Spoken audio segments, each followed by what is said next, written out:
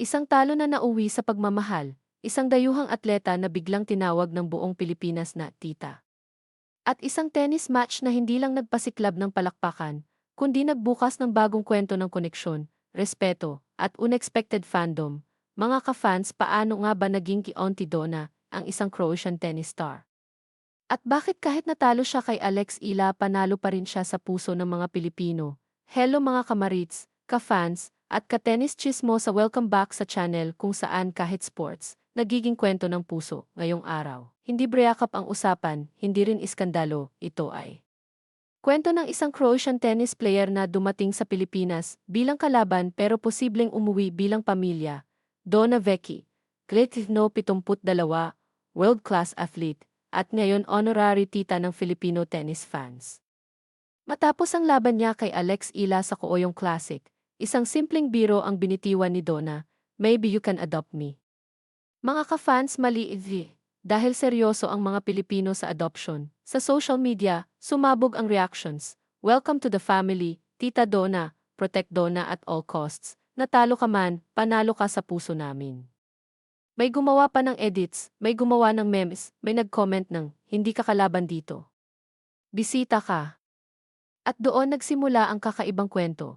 Dumating si Donna Vecchi sa Pilipinas para sa Philippine Women's Open, ang kauna-unahang utility tournament sa bansa. Sa una, alam niya ang magiging eksena. Siya ang makakalaban ng paboritong anak ng bayan, Alex Ila. At kapag kalaban si Alex, automatic buong Pilipinas ang nasa isang side. 2 beses na raw niyang naranasan na laban sa kanya ang sigawan ng crowd. Pero imbes na mainis na aliw siya.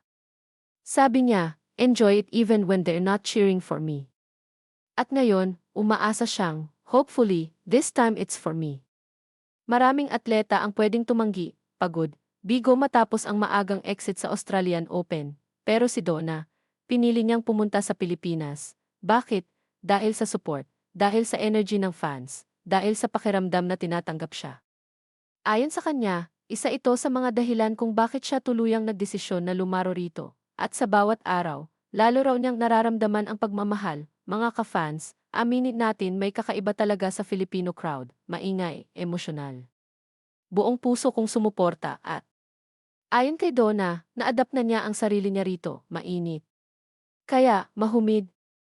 Pabor sa laro niya, maingay ang crowd.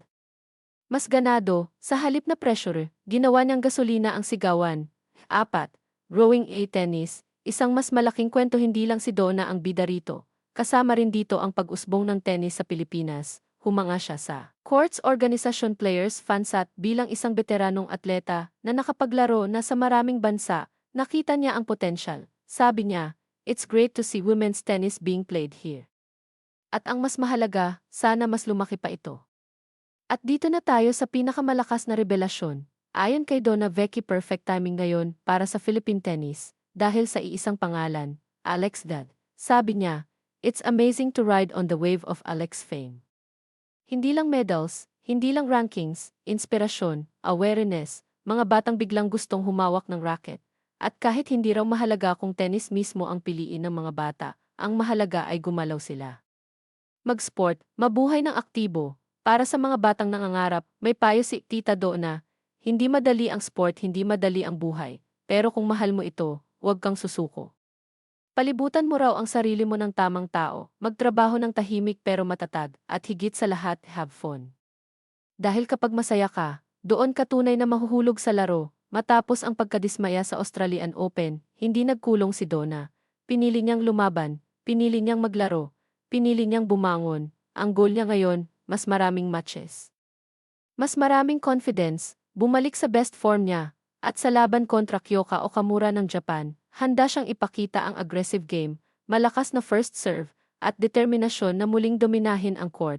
Mga ka-fans, kung iisipin, isang talo ang nagsimula ng lahat, pero minsan, ang pagkatalo ang nagdadala sa'yo sa tamang lugar. Ngayon, si Donna Vecchi ay hindi na lang kalaban, isa na siyang kwento, isang alaala, isang tita sa puso ng Filipino fans. At ang tanong ngayon, hanggang saan aabot ang koneksyong ito? Mas marami pa kayang i-adopted athletes sa hinaharap? Isang bagay ang sigurado, ang tennis sa Pilipinas ay nagigising. At habang may mga kwentong ganito, may dahilan tayong manood, makinig at maniwala. Mga ka-fans, huwag kayong bibitaw dahil ang susunod na laban baka mas emosyonal pa kaysa sa inaasahan.